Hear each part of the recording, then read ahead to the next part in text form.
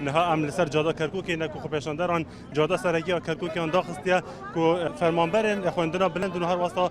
زانکویا گشتوکالنا هرچند شوفران دویتن اوه جاده ویت بتفکرن لبر اوانا جاده داخستی و دویتن حکومت به تدنگ تاكيد صور حكومت بكن اما متمان يعني سؤال ماك شش مانج اما دوال حكومتك بس وترين كات اجنا بايكود دكاين لهم كل كان وزان كان استكوبوا نوي انجمني وزيران شو امدكم هيج امید ما بكوب نوي انجمني وزيران لبر اول شيء خوني يقدبين بياني دين او خونا لسري ما تطبيق دكان اما هي قابل قبولنيا اگر حكم راني كردني ولاد بو شيء بيا ما توانم بخون بتنها ددانا حكمتي او هبريو ما دغري اتامو تصور دغري ما دغري دمانه ما فهم بداتي بس ما في خو ما بداتي كموتسي اخر بس بظانم يعني هو السره واحقه هيت فرمان برك وارداتي تكيتسي لراتب زياتر يعني دبي وش مراعاتي خاط شبكان اما هيت نتشي شخصيه او كدينا سرزادي نوكو تشي حزبيه دينا سرزادي بس وكو او كما داوا خو ما دكن باش اگر لحكومتي داوانا كاين لتشي داوا كاين کسین کتاب لی اوی خو نشاندان بوین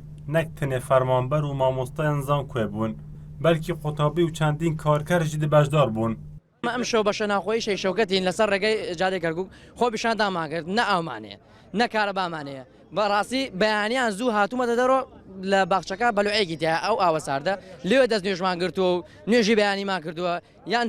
سەر و شمان لەبەرەو ئاوەسارداژوین ئەومان نیە چەند جا وعدیان پیاوین بەڵام وعدەکانیان ئەوەکو ئێستای بینن وعدەکانیان هیچ نییە li dijî sîstemê nû yê moçey û pêdana moçê wan li parêzgeha Hewlêr fermanberên çendîn fermangehan grev girtin û daxwaza pêdan û pêdaçûna lîsta moçeyên xwe dikin.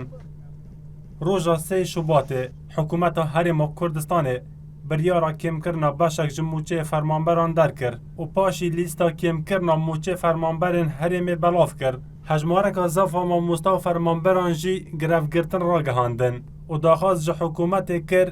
guhrîna di biryara xwe de biketin. Eyas Abdullah NRT Hewlêr.